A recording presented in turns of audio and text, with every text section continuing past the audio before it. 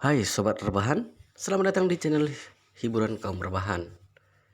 Admin akan terus menghibur kalian melalui membacakan sebuah novel yang ceritanya sangat seru, sangat menarik, sangat bagus, sangat layak untuk diikuti dari awal hingga akhir. Pastikan kalian semua sudah subscribe channel ini dan aktifkan lonceng notifikasinya agar tidak ketinggalan jika admin update video terbaru. Jika kalian menyukai video-video seperti ini, jangan lupa di like. Jika berkenan, share juga ke teman kalian biar teman kalian juga mendapatkan hiburan seperti ini. Oke, kita lanjutkan di part ke 117, dimana Ichen akan menghadiri sebuah pesta ulang tahun.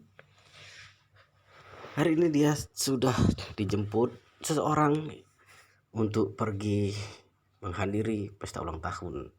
Jadi dia saat ini sedang berselisih sedikit ya oleh sama istrinya, karena istrinya menginginkan istrinya membereskan semua perkakas ataupun sisa-sisa ataupun mangkok ya yang kotor setelah juga sumpit. Intinya sisa sarapan tersebut akan dibereskan oleh istrinya. Istrinya juga menyarankan untuk Ichen segera pergi karena takut temannya atau yang menjemput itu menunggu terlalu lama. Tapi Ichen akan berusaha dia membereskan dulu baru pergi. Oke, kita lanjutkan di part ke 117 ini. Melihat si Ucuran yang bersikeras, Ichen kemudian mengangguk-angguk lalu berkata, "Baik kalau begitu, merepotkanmu sebentar istriku, aku pergi dulu." "Pergi saja," si Ucuran menjawabnya sebentar lalu berkata, "Karena pergi menghadiri pesta ulang tahun teman, apakah kamu sudah mempersiapkan hadiah?" Ichen menjawab lalu berkata, "Sudah kupersiapkan." Si Ucuran bergegas menanyakan, "Hadiah apa yang kamu siapkan? Jangan terlalu pelit hingga membuat orang lain merasa tidak puas." Ichen tersenyum tipis lalu mengatakan, "Menyiapkan benda kecil yang aku buat sendiri, hadiah penting di maknanya. Temanku itu juga tidak peduli dengan uang, lagi pula aku yakin dia akan sangat menyukainya." "Bagus jika begitu." Si Curan mengangguk-angguk lalu tersenyum dan mengatakan, "Jika demikian kamu cepat pergi saja." "Baik." Ichen bangkit dan mengenakan sebuah jaket biasa, kemudian berpamitan pada Sejuran serta ayah dan ibu mertuanya lalu langsung berjalan keluar dari rumah. Baru saja Ichen pergi, Malan kemudian meletakkan ponselnya berbicara pada Curan dengan ekspresi serius. "Curan, mengapa sekarang kamu sudah semakin memanjakan Ichen? Orang tidak berguna sepertinya masih bisa melakukan apa lagi selain pekerjaan rumah tangga. Aku saja biasanya ingin sekali dia melakukan lebih banyak pekerjaan rumah. Kamu malah bahkan tidak membiarkannya mengerjakan pekerjaan rumah tangga." Securan bergegas mengatakan, "Ibu, jika Ichen punya urusan, maka biarkan saja dia pergi. Urusan seperti membereskan mangkuk dan sumpit begini akan aku lakukan sekaligus nanti, bukan masalah besar." Malan buka mulut dan berkata, "Tidak boleh begitu. Mengurus pria sama seperti merawat seekor anjing. Jika sejak awal hingga akhir kamu membatasinya dengan ketat, maka dia tidak akan berani buang air besar dan buang air kecil sembarangan di rumah, juga tidak berani naik ke ranjang, tidak berani menggigit perabotan, juga akan menggoyang-goyangkan ekornya saat bertemu denganmu." Selesai berbicara, Malan kembali berkata dengan sangat serius, "Namun jika kamu sedikit saja mengurusnya dengan tidak disiplin, dia tidak hanya akan bertindak sesukanya, bisa jadi dia akan menggigitmu balik suatu hari nanti. Lihat selama ini ayahmu diurus olehku sampai patuh seperti apa." Mendengar perkataan ini, ekspresi Cangkun tampak buruk sekali. Dia memaki dalam hati, "Sialan, jadi kamu si wanita tua ini menganggapku sebagai anjing." Hanya saja si Cangkun hanya berani marah dan tidak berani bersuara. Meski merasa tidak senang, dia juga hanya bisa menahannya di dalam hati. Securan menatapnya ayahnya dengan tatapan kasihan lalu berkata tanpa daya, "Ibu, aku bereskan mangkuk dan sumpitnya sebentar lalu juga akan keluar." Selesai berbicara, dia juga tidak lagi menghiraukan Malan, mengambil mangkuk dan sumpit lalu masuk ke dapur. Jendela dapur rumah Syucuran kebetulan posisinya bisa melihat pintu depan rumahnya, jadi dia bisa sambil mencuci piring sambil melihat keluar jendela tanpa disadari. Kemudian dia mendapati suaminya Ichen sedang berjalan keluar menuju pintu utama. Ichen tidak tahu istrinya Syucuran sedang berada di dapur dan menatapnya. Saat dia sampai di pintu utama perumahan, dia melihat sebuah mobil Rolls Royce Phantom berwarna merah yang sedang berhenti di depan pintu perumahan. Kemudian dari dalam mobil muncul seorang wanita yang bersuara elegan, bertampang memukau dan berkaki jenjang. Wanita ini adalah nona besar keluarga Song, Song Wanting. Pakaian yang dikenakan Song Wanting hari ini adalah baju terusan warna merah dengan desain khusus. Dia tampak semakin cantik, membuat auranya sebagai seorang nona dari keluarga besar tampak terpancar sepenuhnya. Dan dananya hari ini katanya untuk membawa suasana meriah di pesta ulang tahun kakeknya, namun sebenarnya adalah demi Yichen. Bagaimanapun, kalimat wanita akan berdandan untuk menyenangkan hati orang yang dia sukainya. Hal ini sejak dulu tidak pernah berubah. Dia berharap Yichen bisa memperhatikan kecantikannya, lalu merasa sedikit peduli padanya. Saat Yichen berjumpa dengan Song Wanting, dia tidak bisa menahan diri dan memperhatikannya sejenak, lalu merasa terpukau tanpa sadar. Ini sudah bukan kali pertama Yichen melihat kecantikan Song Wanting, namun masih saja tidak bisa menahan diri lalu memujinya sejenak. "Wanting, kamu berada dengan sangat cantik hari ini." Song Wanting menatap Yichen dengan tatapan penuh kelembutan. Mendengar ucapan ini, hatinya merasa bergejolak dan berdebar. Wajahnya juga menunjukkan ekspresi malu layaknya seorang wanita. Dia tidak bisa menahan diri dan mengipaskan roknya, kemudian berputar riang di hadapan Yichen lalu mengatakan, "Apa kamu sungguh merasa dandananku ini sangat cantik?" Yichen tersenyum tipis lalu berkata, "Tentu saja sangat cantik, sangat sesuai dengan karismamu." Song Wanting semakin merasa malu, telinganya menjadi semakin terasa panas. Kemudian Song Wanting sedikit membungkuk dengan hormat juga berkata dengan sedikit tersipu malu, "Terima kasih untuk pujian dari Master Yi." Yichen tersenyum tipis lalu berkata, "Merepotkanmu sampai harus datang menjemputku." Song Wanting bergegas mengatakan, "Sudah seharusnya Anda bisa menghadiri pesta ulang tahun kakek. Ini merupakan kebanggaan untuk keluarga Song." Setelah berbicara, Song Wanting dengan tergesa-gesa sedikit berlari kecil lalu berinisiatif menarik pintu mobil yang ada di samping pengemudi. Sedikit membungkuk, kemudian menunjukkan sikap mempersilahkan Yichen berkata dengan wajahnya yang merah, "Mas Ri, silakan Anda duduk." Yichen mengangguk-angguk juga tidak bersikap sungkan pada Song Wanting lalu langsung masuk dan duduk di mobil. Jika orang lain melihat Song Wanting, seorang nona besar keluarga Song yang terkemuka di kota Chenling, ternyata malah berinisiatif membukakan pintu mobil untuk seorang pria muda, ditakutkan mereka akan terperangah. Namun Yichen malah merasa entah dilihat dari segi manapun dia pantas dibukakan pintu oleh Song Wanting. Dari segi identitas dia adalah tuan dari keluarga Yi, dia bahkan lebih hebat dibandingkan seluruh keluarga Song. Dari segi kemampuan, dia adalah Master Yi. Meski itu adalah kakek dari Song Wanting, juga harus bersikap hormat dan segan padanya. Membiarkan Song Wanting membukakan pintu mobil untuknya tentu juga merupakan hal yang lumrah. Yichen sama sekali tidak tahu kejadian ini kebetulan terlihat jelas oleh Xiaochuran. Xiaochuran memang pernah bertemu dengan Song Wanting saat itu kantornya melakukan peresmian usaha. Song Wanting juga datang khusus untuk memberi selamat. Saat bertemu dengan Song Wanting kala itu Xiaochuran merasa dirinya seperti tidak memiliki kelebihan apapun dibandingnya. Dari segi latar belakang keluarga, penampilan, karisma, kemampuan harta kekayaan, dirinya tidak mampu bersaing dengannya. Rasanya seperti bertemu dengan seorang wanita cantik yang unggul satu tingkat darinya dalam segala bidang, membuat Securan merasa sedikit malu. Namun dia tidak menyangka Song Wanting yang begitu terkenal di seluruh kota Jinling ini malah bersikap begitu hormat pada suaminya. Tidak hanya mengemudikan mobil untuk menjemputnya di depan pintu, bahkan khusus membukakan pintu mobil untuknya. Mengapa dia bersikap begitu sungkan terhadap suaminya? Berpikir sampai di sini, hati Securan tiba-tiba merasa sedikit tidak nyaman. Tidak disangka dia cemburu. Sebuah pemikiran muncul di dalam hatinya, Song Wanting ini jangan-jangan menyukai suaminya. Namun detik berikutnya dia kembali merasa pemikirannya ini sangat tidak masuk akal. Siapa Song Wanting itu? dia adalah putri dari keluarga Song. Harta kekayaannya keluarganya melampaui ratusan miliar yuan, sementara suaminya hanya seorang pengangguran. Anggap saja seorang dia punya sedikit kemampuan untuk meramal yang tidak jelas, namun juga tidak mampu dibandingkan dengan Song Wanting yang merupakan putri dari keluarga besar ini. Tetapi karena Song Wanting tidak mungkin tertarik pada suaminya, jadi mengapa dia bersikap begitu sungkan pada suaminya? Securan tidak bisa memahami hal ini, suasana hatinya mendadak saja berubah menjadi gusar. Saat ini Song Wanting sudah menghidupkan mobil Rolls Royce miliknya pergi dengan membawa Ye Chen.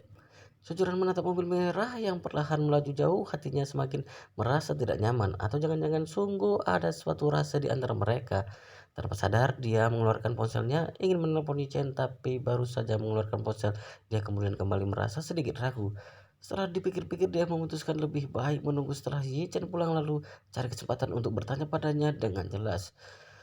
Untuk sekarang ini lebih baik tidak mendesaknya terlebih dahulu. Bagaimanapun mereka adalah pasangan suami istri, dia harus membiarkan Chen rasa kepercayaan dan rasa hormat yang paling mendasar. Di dalam mobil sambil menyetir, Song Wanting sambil berbicara pada Chen, Master Ji, kakak sudah beberapa hari ini mengungkit tentang Anda. Dia takut Anda tidak punya waktu untuk hadir dalam pesta ulang tahunnya. Nanti saat Anda sampai di sana, saya yakin dia pasti akan sangat senang. Maksudnya kakeknya ya, kakeknya menanyakan ya, bukan kakaknya, oke? Yi Chen tersenyum tipis lalu berkata, aku sudah berjanji padamu, bagaimana bisa mengingkari janji? Ya, Song Wanting mengangguk-angguk dengan senang lalu mengatakan, orang yang paling ingin ditemui oleh kakek hari ini mungkin adalah Anda. Selesai berbicara, Song Wanting mendesah dan mengatakan, entah apa yang terjadi setelah beberapa hari yang lalu kakek menemui dokter Saktisi, dia terus ingat tentang Anda juga secara pribadi mengatakan pada saya, pesta ulang tahun kali ini harapan terbesarnya adalah Anda bisa hadir di sana. Ichen tertegun sejenak kemudian tertawa ringan. Dia sudah tahu mengapa Tuan Besar Song mengatakan ingin bertemu dengannya. Dia pasti sudah terlebih dahulu bertemu si Tiangki, melihat khasiat ajaib dari pil permajaan yang dikonsumsi oleh si Tiangki. Jadi dia pasti sangat berharap dia di dalam hati agar Yichen juga bisa memberikan sebutir pil itu. Sebenarnya bukan Tuan Besar Song saja yang sulit menahan godaan ini. Pil remajaan, semua orang tua juga ada yang ada di dunia ini ditakutkan tidak mampu menahan daya tarik besar yang ada pada pil permajaan. Setelah dirinya mendapatkan undangan, memang dia pernah memikirkan hadiah apa yang harus dipersiapkan untuk Tuan Besar Song.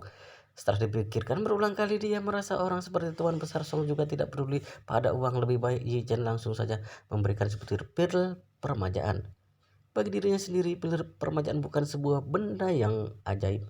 Modal paling mahalnya juga hanya berupa sebuah ginseng ungu kualitas tinggi yang berusia 300 tahun. Ditambah lagi dia sudah membantu anak haram keluarga Wei yang bernama Wei Liang demi berterima kasih padanya kemudian memberikan ginseng salju warisan keluarga yang berusia ribuan tahun untuk dirinya. Juga ginseng salju berusia ribuan tahun ini dibuat menjadi obat-obatan, khasiatnya akan lebih baik dibandingkan pil permajaan.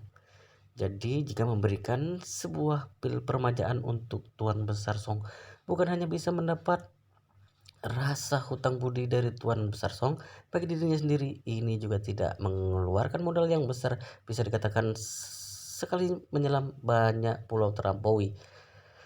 Sekarang ini Song Wanting kembali mengatakan pada Chen, Mas Ri, kakek mengundang banyak teman Anda. Nanti saat ke sana Anda bisa berkumpul dengan mereka. Oh, Chen bertanya sambil tersenyum. Siapa saja yang diundang? Song Wanting mengatakan, wakil direktur grup di Hao Wang Dongsu katanya punya hubungan baik dengan Anda. Chen mengangguk-angguk, memang baik. Song Wanting tersenyum tipis lalu berkata, hari ini dia juga akan datang. Selesai berbicara, Song Wanting sedikit terhenti lalu melanjutkan mengenai kepala keluarga dari keluarga Wang dan keluarga Qin. Tentu tidak perlu dikatakan lagi, hubungan mereka dengan Anda senantiasa baik. Benar tidak? Chen tersenyum dan berkata, benar. Lalu Wanting kembali mengatakan, kakek juga mengundang direktur farmasi grup W yang bernama Wei Liang. Kabarnya dia adalah orang yang Anda bantu sejak awal. Chen mengangguk dan berkata, Wei Liang adalah anak haram senantiasa tidak diperlukan dengan baik.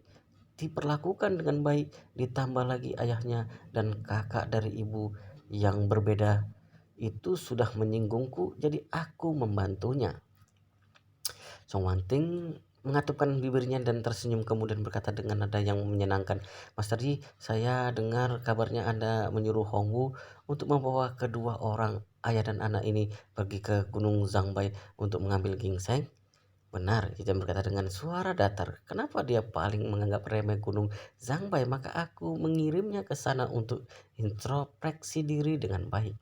Song Wanting tertawa dan mengatakan, "Saya dengar kabarnya mereka berdua hidupnya cukup menyedihkan di Gunung Zhangbai. Jika mendapatkan ginseng baru bisa diganti dengan sedikit makanan. Beberapa waktu yang lalu turun salju lebat dan gunung terisolasi. Kedua ayah dan anak itu tidak bisa masuk ke gunung, tidak bisa mendapatkan ginseng, tidak punya makanan dan minuman. Jadi pergi ke rumah kampung halamannya dan mencari seekor ayam. Akhirnya dipukuli orang-orang hingga tidak bisa berdiri, lalu berlindung di rumah usang tanpa makanan."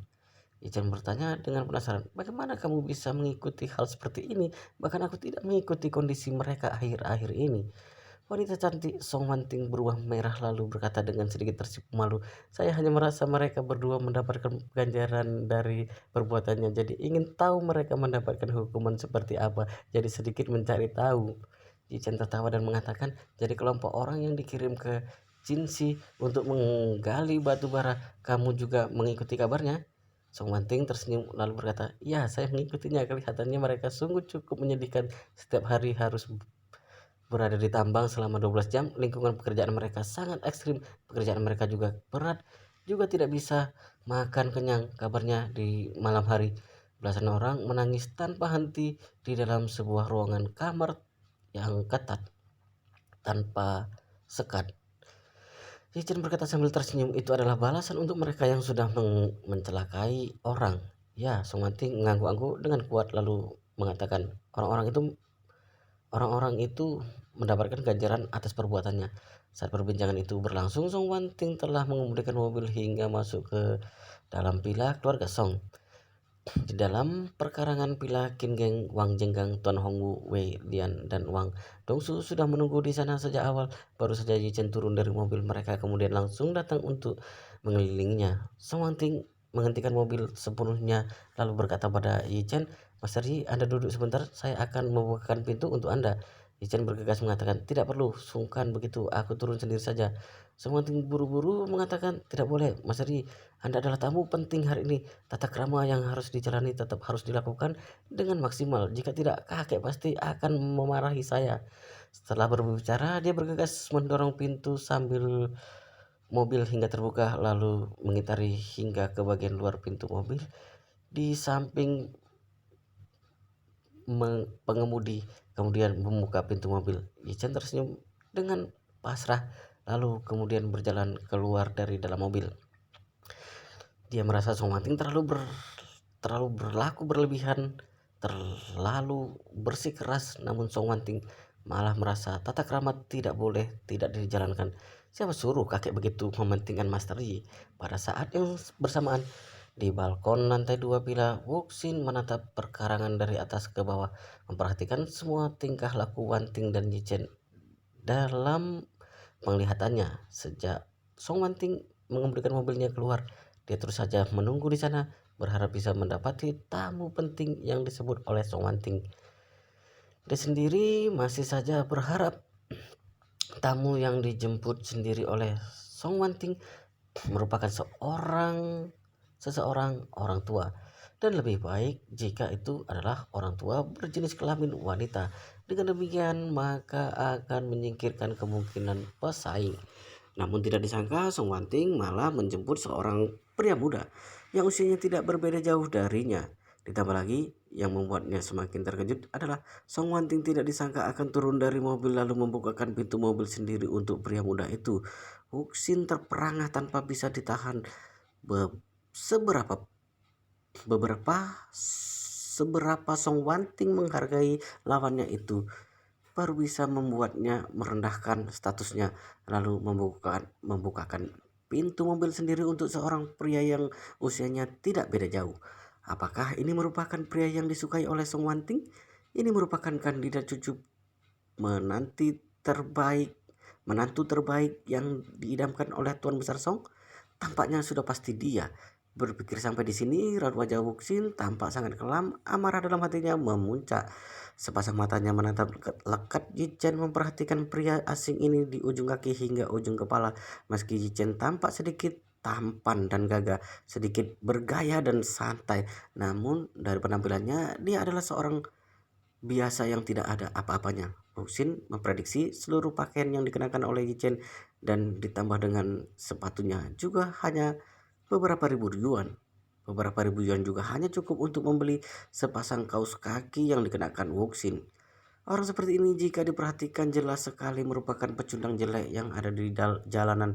Atas dasar apa Sung Wanting begitu mementingkannya?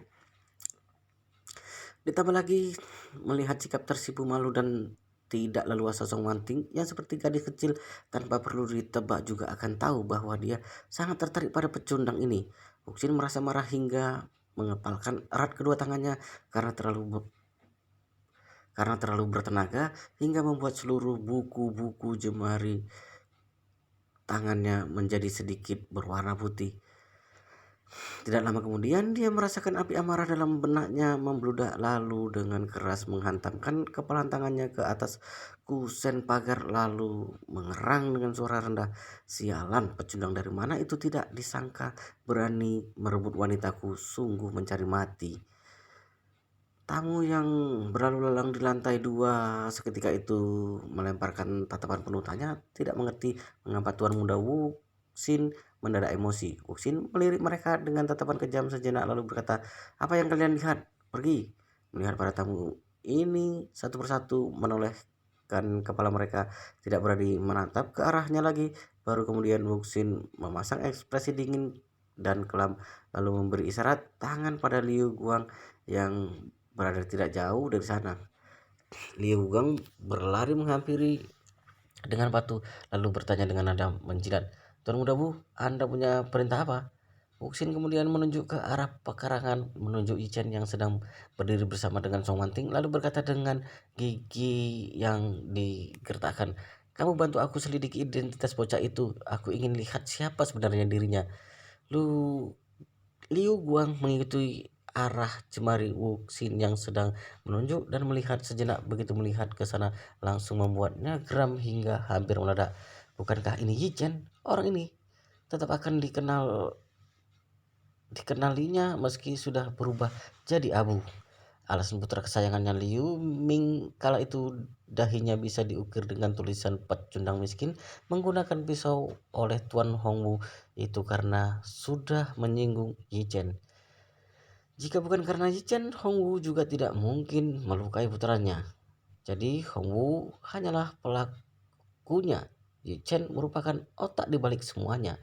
Dahi anaknya diukir dengan kata pecundang miskin lalu menjadi bahan tertawaan kota Jinling. Begitu mengingat hal ini, dia rasanya ingin sekali menguliti dan menelan Yi Chen hidup-hidup. Namun karena tidak bisa mencari masalah dengan Hongwu, dia hanya bisa menahan amarah, bahkan tidak berani mengatakan apapun. Berpikir sampai di sini, dia langsung mengertakkan giginya dan mengatakan menjawab pertanyaan Tuan Muda Wu. Orang ini bernama Yi Chen. Wuxin bertanya dengan nada sinis, apa asal-usul pecundang ini berani menyentuh wanita yang aku sukai? Kulihat dia sepertinya sudah bosan hidup. Melihat Wuxin sangat tidak senang terhadap Yi Chen, Liu Guang merasa kegirangan di dalam hati. Liu lalu langsung menyadari kesempatan dirinya untuk balas dendam sudah tiba. Jadi Liu Guang segera mengatakan pada Wuxin, "Tuan Muda Bu, Yi Chen ini merupakan menantu yang tinggal di keluarga pihak wanita dari keluarga Xiao. Mengenai keluarga Xiao, hanya merupakan keluarga tidak berguna yang sedang menghadapi kebangkrutan di kota Jinling." Raut wajah Wuxin tampak semakin kelam lalu mengernyit dan bertanya, "Kamu yakin dia hanya seorang menantu yang tinggal di pihak keluarga wanita?" Li Guang berkata dengan teguh, "Tentu saja yakin." Selesai berbicara, dia kembali menjelaskan lebih jauh. Istrinya bernama Syucuran. Perawakannya sangat cantik, merupakan wanita yang diidam-idamkan, disukai oleh banyak orang di kota Jinling, tapi akhirnya malah menikah dengan orang tidak berguna ini. Setelah orang tidak berguna ini masuk dan tinggal di keluarga Xiao, setiap hari pekerjaannya hanya mencuci baju, menyiapkan makanan, dan menyapu. Benar-benar merupakan seorang pria rumah tangga. Dengar kabarnya dia sangat miskin, merupakan pecundang. Hal ini diketahui oleh semua orang di kota Jinling, tidak ada yang tidak tahu. Terbesit rasa amarah dan tatapan dingin dalam mata Wuxin. Sebelumnya dia dan ayahnya curiga bahwa orang yang disukai Song Wanting mungkin merupakan orang dari keluarga besar yang ada di Yanjing. Jika demikian, maka dirinya sungguh tidak memiliki daya saing. Tapi yang tidak disangka olehnya adalah orang yang disukai Song Wanting ternyata merupakan seorang menantu pecundang tidak berguna yang tinggal di rumah pihak wanita. Menantu yang tinggal di keluarga pihak wanita ini membuktikan bahwa Yi Chen sudah menikah. Bukan hanya merupakan orang yang tidak berguna seorang pecundang, tapi juga seorang pria yang sudah mempunyai istri. Jika yang disukai oleh Song Wanting merupakan orang dari keluarga besar di Yanjing, masih bisa dimaklumi. Tapi dia tidak disangka malah menyukai seorang pria yang sudah mempunyai istri. Ini benar-benar sudah merusak akalnya. Juga sudah mempermalukannya dengan keras. Bagaimanapun dia ini berasal dari keluarga nomor satu di Jianan. Tuan muda pertama dari keluarga Wu yang memiliki harta kekayaan yang hampir mencapai 200 miliar yuan, yang mengapa di hadapan Song Wanting bahkan tidak bisa dibandingkan dengan seorang menantu pecundang yang tinggal di keluarga pihak wanita. Wow guys, luar biasa sekali ceritanya. Sampai di sini sangat seru sekali. Tapi di part ini sampai di sini dulu, kita lanjutkan di part berikutnya, di video berikutnya. Tapi jangan lupa subscribe dan aktifkan lonceng notifikasinya agar kalian tidak ketinggalan jika admin update video terbaru. Jika kalian menyukai cerita seperti ini, jangan lupa like. Jika berkenan, share juga ke teman kalian biar teman kalian juga mendapatkan hiburan semacam ini. Oke, kita lanjutkan di video berikutnya di part selanjutnya.